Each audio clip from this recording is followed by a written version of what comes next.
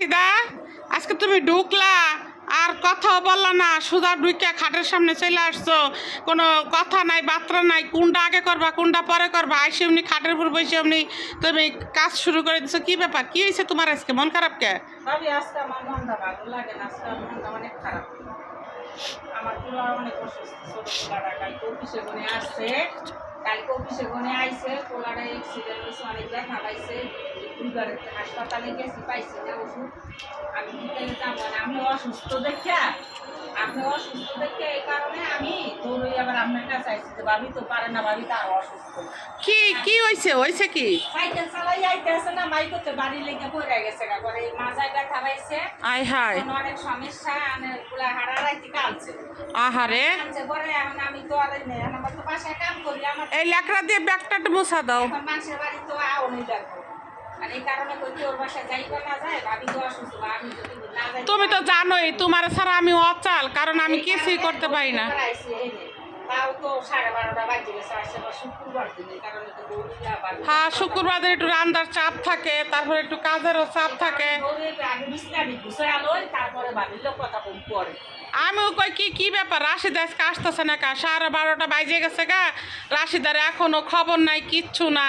আমি আর বুঝি না, আমি কি হইলো রাশিদার, কি সমস্যা। আমি এনে বসে বসে ভাবতাছি রাশিদা কই গেছে, কি করলো। অনেক ব্যথা পাইছে, অনেক ছোট মানুষ না। ডাক্তারের কাছে নিয়েছিলা?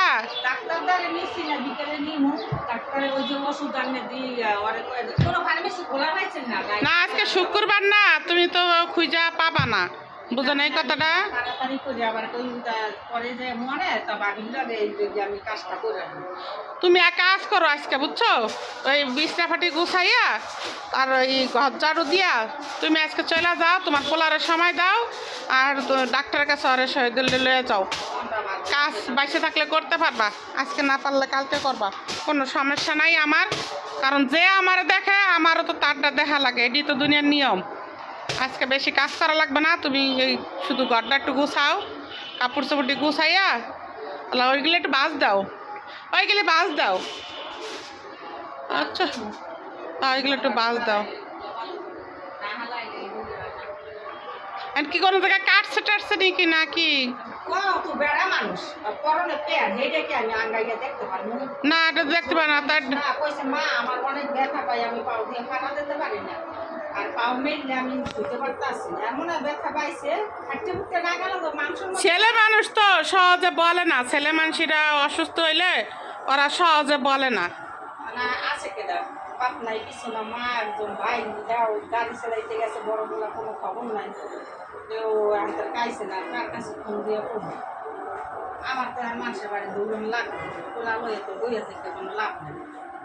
হ্যাঁ, এটা তো ঠিকই, মাস শেষ। পয়সা দেবো।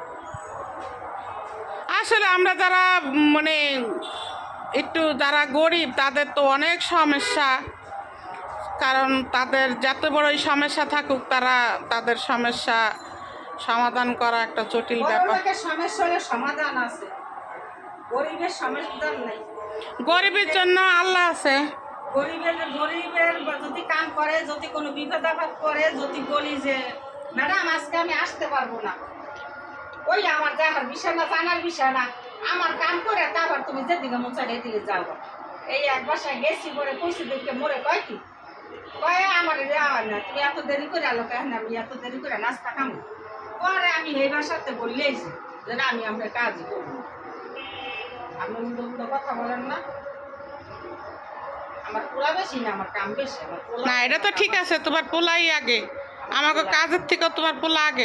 কাজ বেঁচে থাকলে পাইবা। আমার ছেলে বেঁচে থাকলে আমার জীবনে কাজ আছে।